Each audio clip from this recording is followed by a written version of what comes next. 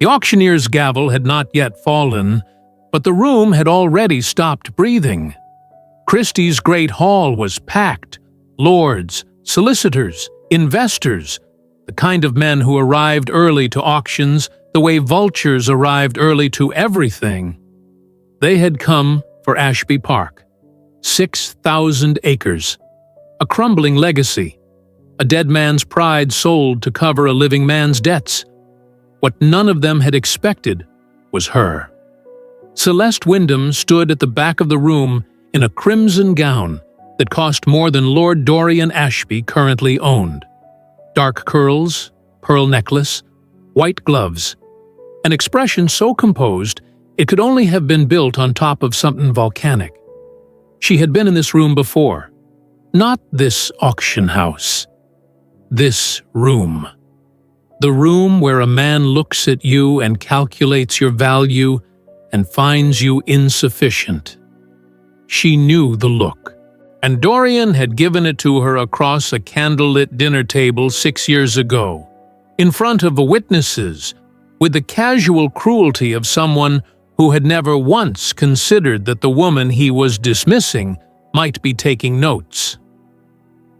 "Don't ask me about money," he had laughed, gesturing toward her like she was furniture. "Ask the penniless burden I'm saddled with." The table had gone quiet. Celeste had set down her wine glass. She had not said a word. She had simply started counting. Now Dorian sat 3 rows from the front, rigid as a man watching his own execution proceed on schedule. He had seen her the moment she walked in. She had made certain of it. The entrance timed, the color chosen, the posture a deliberate echo of every evening she had spent making herself smaller so he could feel larger.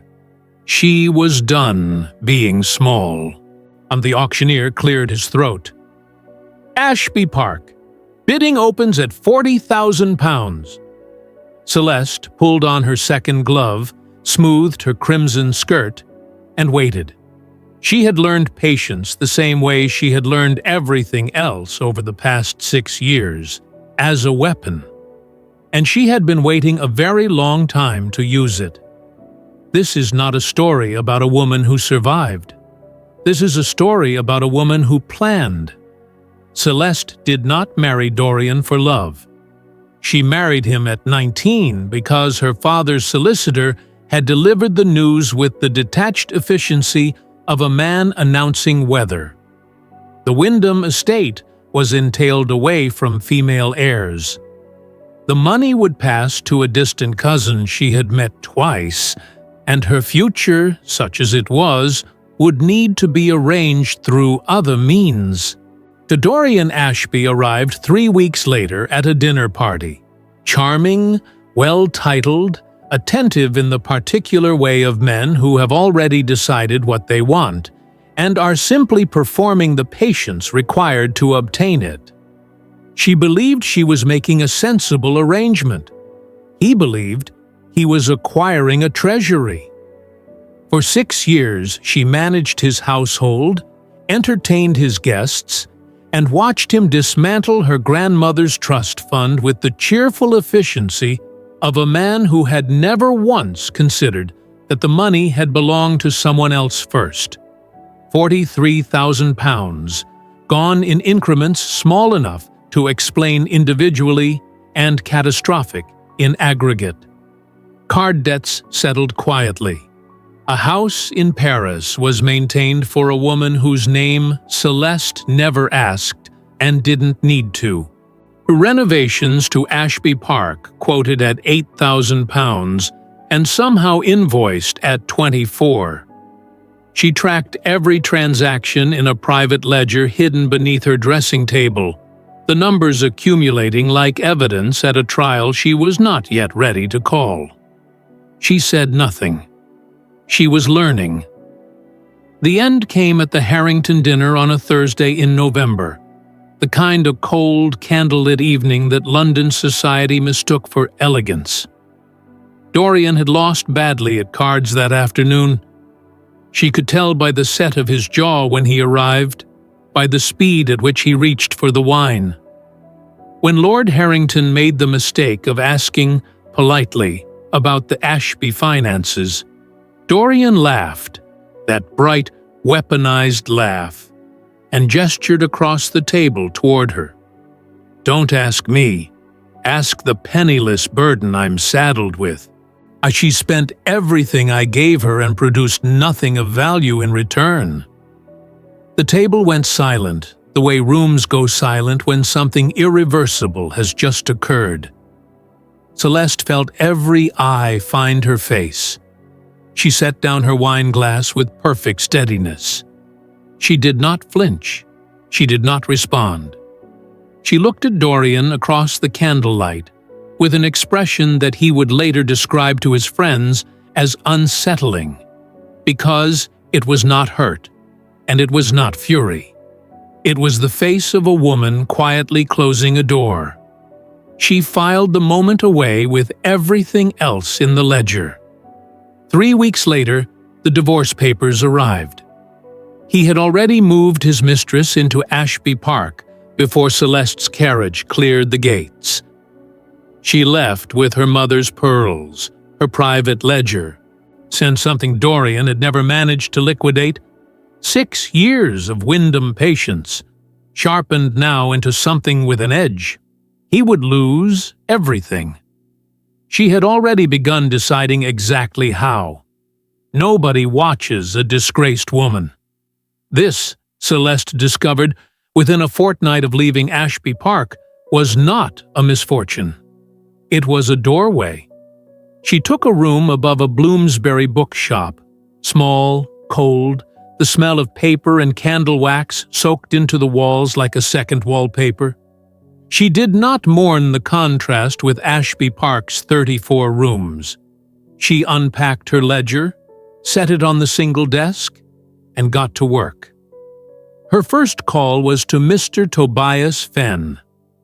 She had encountered him only once, overheard him, more precisely, on telling Dorian in the Ashby Park study that his estate management was architecturally suicidal. Dorian had dismissed him before the sentence finished. Celeste, passing in the hallway, had committed his name to memory, the way she committed everything that Dorian discarded, carefully, without comment, for later.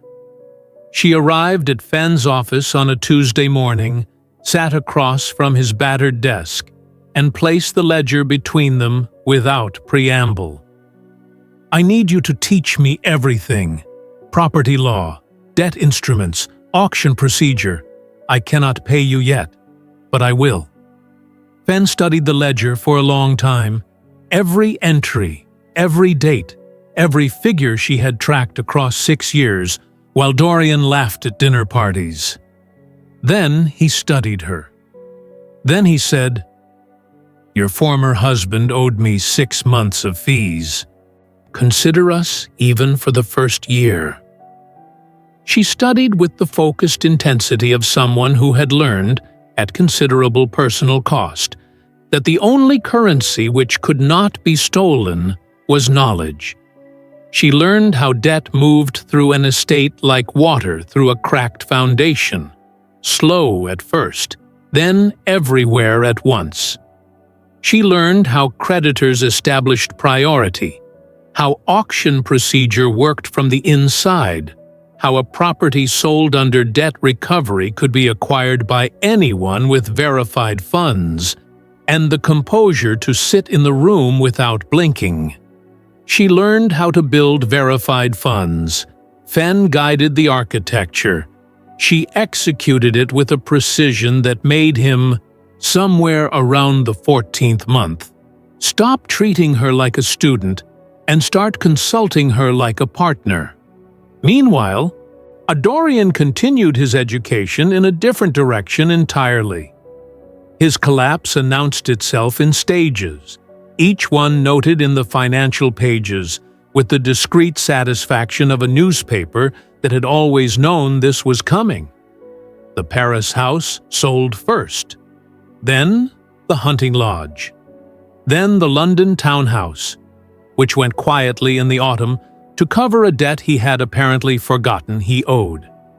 Ashby Park, the ancestral seat, the house he had filled with someone else before Celeste's carriage had cleared the gate, was the last thing standing, and it was visibly wobbling. She opened an account under C. Wyndham, investor, not to hide, simply because Celeste Ashby would be questioned, challenged, and dismissed at every turn. And she had not spent 3 years rebuilding herself to be dismissed again at the finish line. C. E. Wyndham was a clean name, a name with no history of being called a burden. By the end of the second year, C. Wyndham held £61,000.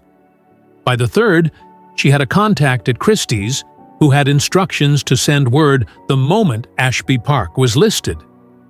The letter arrived on a Thursday morning. She was drinking tea, reading the financial pages, entirely unsurprised. She wrote back the same hour, "Reserve me a seat in the front row." Edmund Carew, Duke of Stormfield, came into Celeste's orbit the way most important things did, sideways when she was looking at something else. He appeared at Fenn's office on a gray Wednesday afternoon, while Celeste was reviewing the auction documentation for the third time, introduced by the solicitor with the careful neutrality of a man managing 2 significant forces in a small room. Celeste looked up, assessed him in approximately 4 seconds, tall, dark-coated, with the kind of face that had clearly decided long ago that charm was more effort than it was worth, and returned to her papers. "If you're here to bid against me," she said, without looking up again, "I should warn you that I will win." A pause, not the flustered kind, the considering kind. "I'm aware. I've read your financials." His voice was even, unhurried. "I'm here because I'm curious what you intend to do with it, once you have it." She looked up then. He was watching her with an expression she recognized immediately, because she had spent 3 years learning to identify its absence. Not pity, not the performative respect men offered women they intended to ignore, but the specific focused attention of someone who had been surrounded by incompetence long enough to recognize its opposite on sight. She told him the truth, because his directness made anything less feel like a waste of both their time. She intended to restore Ashby Park, lease the agricultural land at fair terms to the tenant farmers Dorian had been quietly strangling for years, convert the East Wing into a school for girls whose families had the sense to educate their daughters, but not the means to do it. Edmund said nothing for a long moment. Then, "My mother died believing she had no options. She had several. No one told her." It was not a declaration. It was not a performance of sensitivity designed to make her trust him. And it was simply a truth offered in exchange for a truth. The currency of people who have stopped spending energy on audiences. She learned the rest of his story the way real things are learned, not in one dramatic unburdening, but in fragments surfacing naturally between conversations about debt instruments and auction logistics over the weeks that followed. His father's most trusted business partner had spent a decade dismantling Stormfield from the inside. Systematically, loyally, invisibly, right up until the morning the creditors arrived and the man was already gone. The legal recovery had taken 5 years. Edmund had won, but the betrayal had recalibrated something fundamental in him, the way a healed fracture recalibrates bone. Stronger at the break, but never again unconscious of where the weakness had been. He understood. And therefore, precisely what Celeste was building. Not simply revenge, though that was the engine on the difficult mornings, the thing that got her out of bed when patience felt indistinguishable from surrender. What she was really constructing was proof that Dorian's verdict on her worth was not a fact but a lie. And that lies, given sufficient time and intelligence applied against them, could be demolished publicly, permanently, and without any possibility of appeal. "I won't bid against you," Edmund said one evening, as they closed the auction file for the last time. "Then why are you here?" Celeste asked. He looked at her with the steadiness of a man who had learned to mean exactly what he said.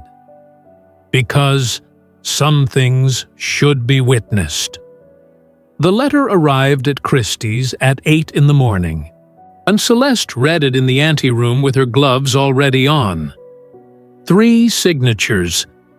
3 of Dorian's remaining allies, men who had watched him drain her inheritance across 6 years without a word of objection, now suddenly concerned with financial legitimacy. The bid submitted under C. Wyndham was unverified, the funds improperly sourced, the entire matter worthy of postponement pending investigation. It was the letter of a man who had finally understood what was coming, and had only enough time to throw one desperate handful of gravel at a moving carriage. Fan dismissed it in 40 minutes. The documentation was immaculate. She had made certain of that long before today. The funds were verified. The letter was withdrawn. Fen appeared in the anteroom doorway, gave her a single nod, and then disappeared back into the machinery he had spent 3 years helping her build. Celeste folded the letter, set it aside, and felt something shift in her chest, the last thin filament of uncertainty burning clean. Dorian had tried, which meant Dorian was frightened, which meant he finally understood what she had understood since the night of the Harrington dinner. She had already won. The auction was simply paperwork. She walked into Christie's great hall at precisely the announced hour and took her position at the back of the room, standing, not seated. 60 people, perhaps more. The kind of crowd that gathered when a great estate collapsed. Equal parts creditors, competitors, and spectators who simply wanted to watch something fall. The painting of Ashby Park hung behind the auctioneer's podium, yet the green grounds rendered in careful oils, the east wing catching painted sunlight. She had looked at that painting from the inside for 6 years. Today, she was buying the frame. She found Dorian immediately. 3rd row, center. She watched the color drain from his face in stages as he located her. Slow, inevitable, like a tide that had been going out for years and was only now reaching the waterline. He leaned to the man beside him and whispered. The man turned, looked at Celeste, and looked away. 2 rows behind Dorian, Edmund stood with his arms folded, expression unreadable. He caught her eye once, the smallest nod. The auctioneer opened at 40,000. Celeste did not move. 45? 50. 3 serious bidders worked the room with the confidence of men who had decided this was already settled. She let them, since she had learned patience as a discipline, practiced it as a weapon, and she was not going to spend it cheaply in the opening minutes. 58,000. The room thinned to 2. 60. One bidder exhaled and sat back. Silence opened up like a held breath. Celeste raised her hand. 61,000. C. Wyndham. The room turned as one.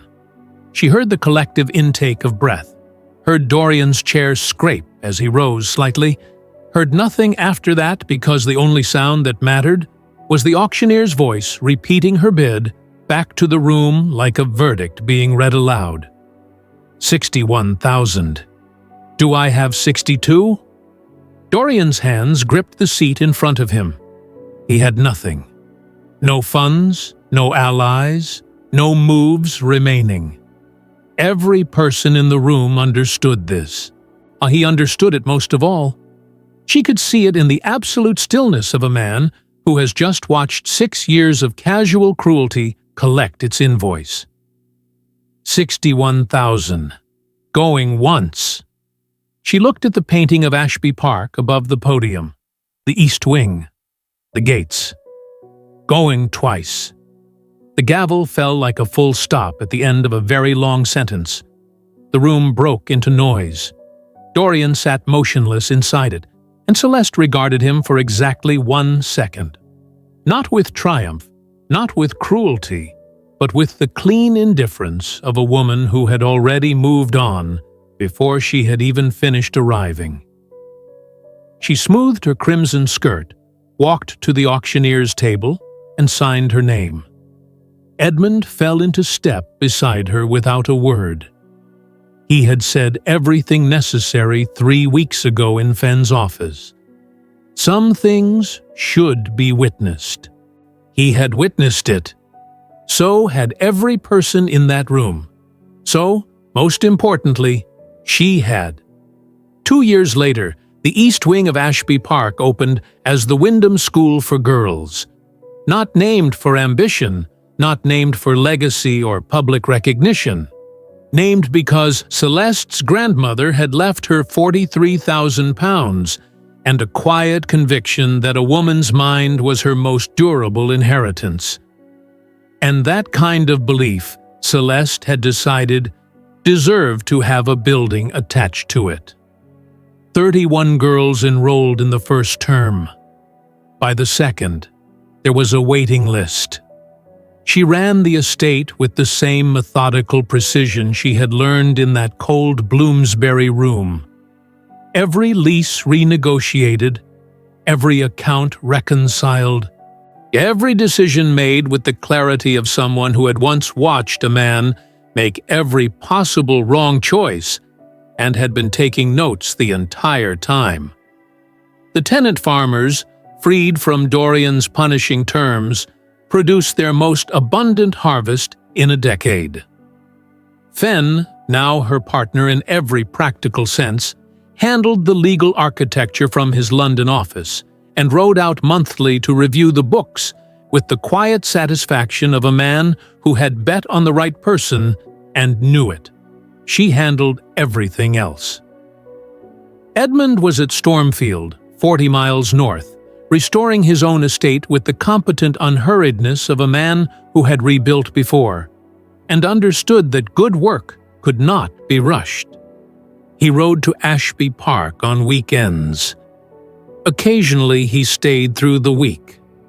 Society, which had filed Celeste under cautionary tale with such confident finality 6 years prior, revised its verdict with the breathless enthusiasm it reserved for reversals, which it loved, if anything, slightly more than it loved a fall. Lady Frances Okafor, the only person who had spoken in Celeste's defense on the night of the Harrington dinner, arrived on a Tuesday, toured the school with her hands clasped behind her back, and declared it the most sensible thing done with an ancestral estate in living memory. Coming from Frances, this was the equivalent of a standing ovation. As for Dorian, he was in Bath. A rented set of rooms, modest by any standard, maintained what the creditors had left behind after the auction settled his debts. He was not destroyed, merely reduced to the precise dimensions of what he had actually earned. Celeste had not set out to ruin him. She had set out to reclaim what he took. The distinction had always mattered to her, and it still did. One evening she stood at the window of what had been his study. Her study now, lined with ledgers and correspondence and the particular organized industry of a woman running something that mattered, and watched the grounds go amber in the dying light. From the hallway came Edmund's voice, arguing cheerfully with Fenn about something entirely procedural, the way people argue when they are comfortable and the stakes are low, and life has settled into something worth protecting. She thought about what Dorian had called her: penniless, burden. She thought about 31 girls in the East Wing, learning that their minds were the one thing no one could liquidate, entail away, or dismiss across a candlelit dinner table. She thought about the ledger in her desk drawer, still there, not as evidence anymore, but as a monument to the Tuesday morning she had decided to stop being what he said she was and start building what she knew she could. Then she turned from the window, picked up her pen, and went back to work. Dorian Ashby lost a house. Celeste Wyndham built an institution. And the woman he had called a penniless burden never once looked back, because forward, it turned out, was so much more interesting. If this story moved you, if you have ever been dismissed, underestimated, or written off by someone who simply could not afford to see your worth, tell us in the comments below. Your words matter here. Like this video if Celeste's story deserved to be told. So share it with someone who needs to hear that being called worthless by the wrong person is not a verdict. It is a starting point. Subscribe for more stories of women who were counted out and refused to stay down. Hit the notification bell so you never miss one. Because somewhere right now, someone is building their ledger, and they deserve to know how the story ends.